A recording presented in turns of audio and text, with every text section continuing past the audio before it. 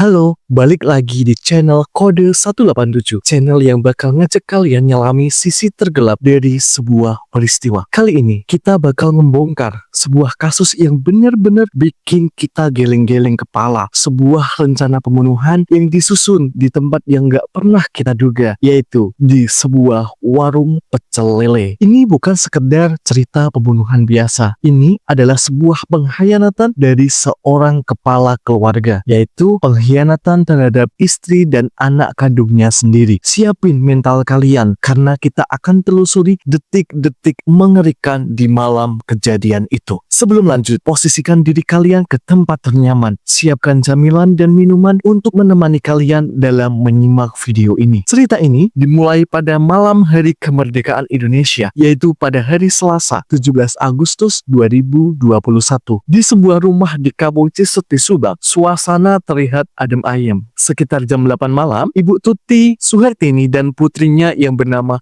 Amelia Mustikaratu lagi santai di depan teras rumah mereka. Mereka sambil menikmati langit malam pada malam hari itu. Tiba-tiba, seorang yang bernama Deden Jaunuddin lewat dan menyapa mereka. "Lagi ngapain, Bu?" tanya Deden. "Lagi lihat bulan nih," jawab Tuti dengan santai sambil bilang kalau suaminya yang bernama Yusep Hidayah ada di dalam rumah. Deden pun masuk ngobrol sebentar sama si Yosep, dan sekitar setengah jam kemudian si Deden pamit pulang. Semuanya kelihatan normal guys, gak ada yang aneh. Sebuah pemandangan keluarga yang harmonis pada malam hari. Tapi di balik ketenangan itu, sebuah rencana busuk ternyata sudah mulai dirajut oleh sang kepala keluarga. 1 jam setelah Deden pulang, si Yosep keluar rumah pakai motor Scoopy merahnya. Tujuannya nyariin keponakannya yang bernama Muhammad Ramdhanu alias Danu. Danu ini lagi nongkrong di depan sebuah toko setelah bermain game di warnet. Nggak lama, si Yosep langsung nyamperin Danu dan langsung bilang dengan nada mendesak, "Nuh, bantuin paman." Danu yang bingung nanya,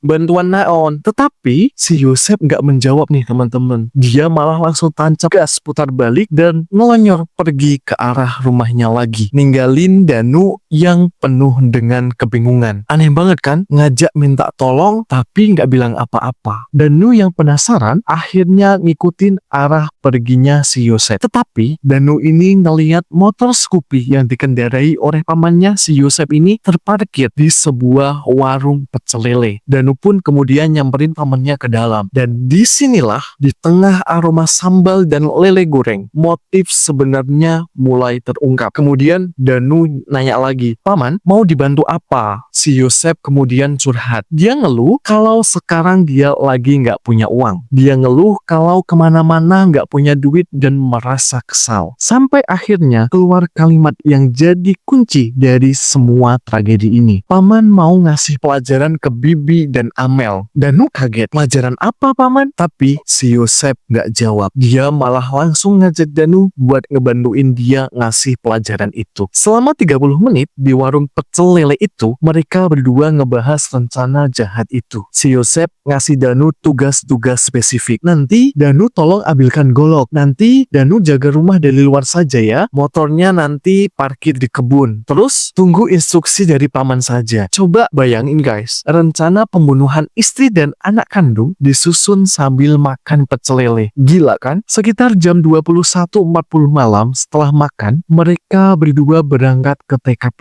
Si Yosep di depan, terus Danu ngikutin di belakangnya. Sampai di rumah, si Yosep parkirin motor di garasi deket mobil Alphard dan langsung masuk ke dalam rumah. Ada seseorang yang bukain pintu dari dalam. Siapa coba tebak? Nanti kita bahas ya. Sesuai perintah, Danu parkirin motornya di kebun, lalu nunggu di pinggir garasi. Dia nunggu dan nunggu dari jam 1.45 sampai lewat tengah malam. Tepat jam setengah 1 dini hari pada hari Rabu 18 Agustus, si Yosep manggil Danu dari pintu depan. "Nuh." Danu masuk. Dan ternyata di dalam rumah yang gelap itu udah ada 2 orang lain, yaitu Arigi Reksa Pratama dan Abi Aulia. Tanpa basa-basi, si Yosep langsung ngasih perintah pertama ke Danu. "Nuh, ambilkan golok." Danu yang udah tahu di mana golok itu disimpan, yaitu di deket tabung gas 3 kilo di dapur. dapur, langsung ngambil dan ngasihin ke pamannya. Tapi tiba-tiba golok itu direbut sama Arigi. Aneh kan? Setelah itu Danu malah disuruh nunggu lagi di luar. Nggak lama setelah Danu keluar, dari luar dia dengar suara cekcok mulut antara si Yosep dan istrinya, yaitu Ibu Tuti. Karena penasaran, Danu kemudian masuk ke dalam lagi. Di ruang TV, dia lihat pamannya lagi adu mulut sama istrinya, yaitu mereka bahas soal duit. Kemudian si Yosep berkata, mau minta uang ke Amel. Terus kemudian, nggak apa, jawab si Ibu Tuti, sambil berusaha ngehalangin suaminya yang mau masuk ke dalam kamar Amel. Kemudian, mereka saling dorong, sampai akhirnya si Yosep terdorong ke kursi meja makan. Nah, di momen inilah Arigi datang dari ruang tamu, ngasihin golok yang tadi dia sembunyiin di belakang punggungnya si Yosep. Begitu golok di tangan, tanpa minta ampun, si Yosep langsung mengarahkan ke kening Ibu Tuti dengan sekali gerakan. Ibu Tuti kemudian merasa kesakitan, tetapi masih dalam posisi berdiri nih. Si Yosep kemudian mendorong bahu istrinya sampai jatuh terduduk di sofa. Tetapi kekejiannya nggak berhenti di situ nih teman-teman. Si Yosep langsung masuk ke kamarnya. Keluar lagi bukan membawa golok,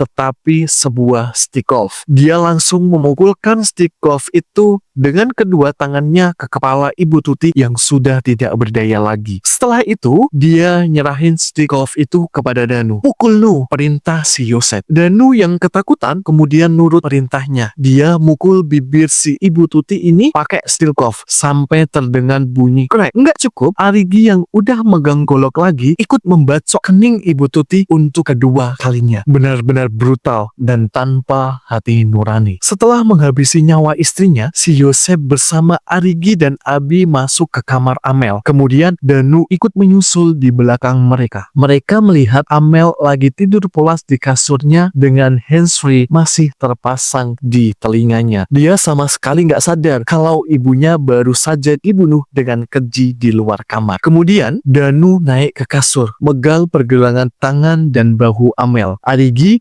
megang tangan Amel yang satunya, dan Amel pun kemudian terbangun. Melihat Amel terbangun, Danu langsung meninju kening kanan Amel sekali. Kemudian Amel terbaring lagi sambil memohon, ampun, ampun. Di saat itulah si Yosep datang membawa stick golf dan langsung memukul kening Amel sekali saja. Setelah itu giliran si Abi yang maju. Dia membenturkan kepala Amel ke tembok. Setelah adegan yang mengerikan itu, Danu keluar dari kamar dan duduk di sofa. Sementara Arigi dan Abi masih berada di dalam kamar Amel. Apa yang terjadi selanjutnya lebih gila lagi guys. Ini bukan cuma pembunuhan, tapi juga usaha penghilangan jejak yang sangat terencana. Si Yosep manggil Danu buat bantu ngangkat jenazah Ibu Tuti ke kamar mandi. Kemudian Arigi dan Abi ikut membantu Danu. Nah, pas mereka mau ngangkat, tiba-tiba muncul satu orang lagi yang bernama Mimin Mintarsih. Dia datang seolah-olah udah janjian dan langsung jalan ke arah dapur. Mereka berempat gotong jenazah Ibu Tuti ke depan pintu kamar mandi. Di dalam kamar mandi, Mimin udah nungguin.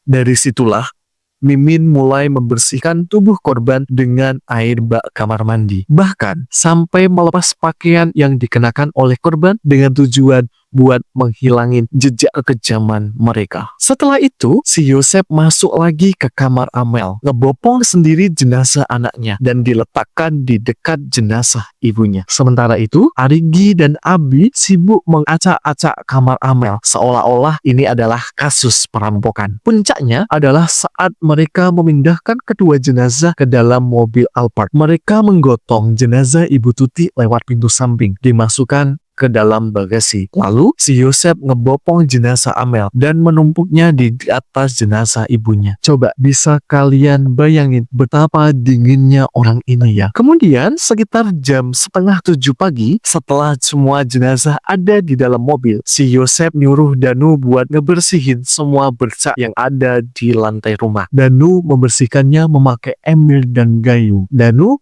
menyiramin semua jejak darah di ruang tamu, dapur, sampai menyiramin bercak darah yang ada di karpet. Setelah Danu bilang semuanya udah beres, si Yosep kemudian mengecek lagi. Sebelum pamit pulang, si Yosep ngasih ancaman dengan nada tinggi kepada si Danu. Awas ulah bocor.